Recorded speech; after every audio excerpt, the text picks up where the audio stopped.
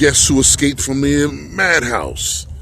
Look at this. It's a survivor. A real survivor. I mean, we're looking at old cars all day, so we say what survivors are, but this is a real survivor.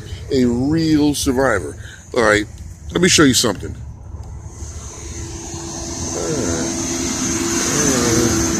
Isn't that cute? That's so cute. That's so cute. Yeah. But anyway, 1972 Dodge Coachman. This is a cutaway motorhome, right? Guys, you know what a cutaway is. They take the van. It's just like making a school bus. They take the whole van, they cut away part of the chassis or the body of the van, and they apply another body on top of the van to make it whatever market it's designed for, which can be from an accessorized vehicle or a school bus, or in this case, a motorhome. This is also 1972, the first year of the Dodge Tradesman Sportsman body. This is a B van. It's referred to as a B van. The A van was built on the Plymouth Valiant unibody chassis that they were all using in the 60s, but as the 70s came along, those 60s vans really weren't up to the task of doing real men's work. So what they did was they took their light truck chassis and put a van body on top of it. Now, this is a Sportsman. Normally, they will give you a numerical designation under here. Sportsman 100, Sportsman 200, Sportsman 300. But I'm looking at the 8-lug wheels and assuming this is at least a 200. So this would be a 1-ton chassis. A 1-ton, which would make sense when they add the extra weight of the body onto it. And, 1972, guys, come on. Right? When this car came out, this grill right here, stamped 10, stainless steel. No, this is the 10 right here, so you can see from the pitted marks. And this is stamped sheet metal. Later on, this became plastic. Save weight, made the car a little bit more fuel efficient, whatever they tried. And then there's also a version of this vehicle that was offered by Plymouth called the Plymouth Voyager. I'm not really sure if it came with aftermarket builders. Probably did. Who knows? Let me see here. This is pretty interesting, though. Got your clearance lights up top. Got your standard two-tone motorhome body, be light colored and brown colored. Don't know who built it. I mean, Coachman. Got security cameras over here and one over here, and there's another one over here. That's aftermarket, way aftermarket. Security camera there. It's all added to it, but it's industrious. There will be your fittings for your propane to run your stove. It's got a dual rear exhaust on it. A dual rear axle, I'm sorry. A dual rear axle. It's got one fuel line on that side. How long have you had it? It's about 5 years, 6 years.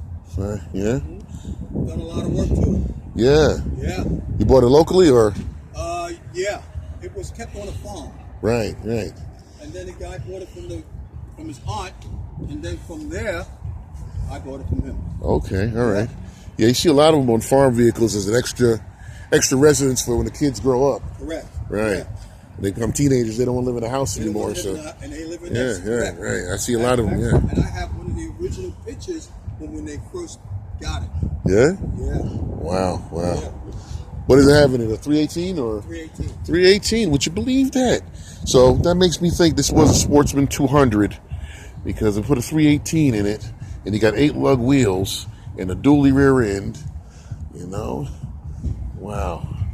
Have you weighed it? What's the weigh? The curve? No, I haven't weighed it. You haven't weighed it? No. What's the registration say it weighs? About 8,000. 8,000 pounds? Yeah.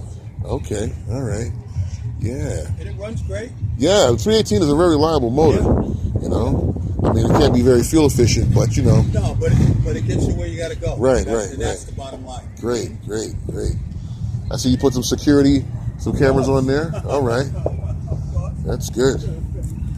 So what do? You drive around, or? I drive around. I entered into shows. All right. Different things like that. Yeah, and it's fun. Yeah, it's a good car, man. It's fun. I like it. it's a survivor because Yeah. you don't see a lot of the old ones.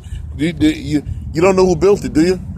No, that I don't know. Because it has like some it looks like some Winnebago coloring, Right. but I don't think Winnebago used Dodge. I think they used the chassis, but they built their own body.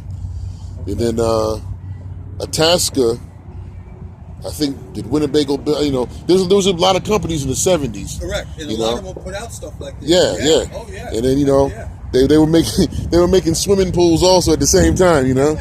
They just figured if they were great metal fabricators. Yeah. All they needed was a market, and they would try to That's right. yeah. That's right. So And the time demanded it though too. yeah. The time that's what they needed. Yeah. And you can't find it. No. These right here, these are totally. They're not. These are like ghosts now. Yeah. You don't see them. Everything you see now is made of fiberglass. Oh, and it's Yeah. yeah, I know.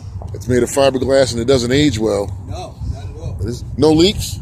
Every now and then. All right. Every now and then. Yeah, that's due to age because Yeah. the vibration and everything. It's only natural. Yeah. But here we have a 1972 Coachman motorhome. I just like the fact that it's an original Dodge truck. Oh, you don't even see that many. And then when you do see them of this age, in my experience, they tend to be Chevrolets when they get to be this old. I've not seen a lot of Fords or Dodges from this age, but I see a lot of Chevrolets.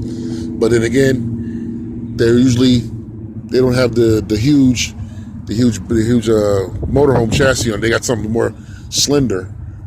But that's very nice though, man. So if you like this type of stuff, like and subscribe. Try to bring you some more content. Thank you.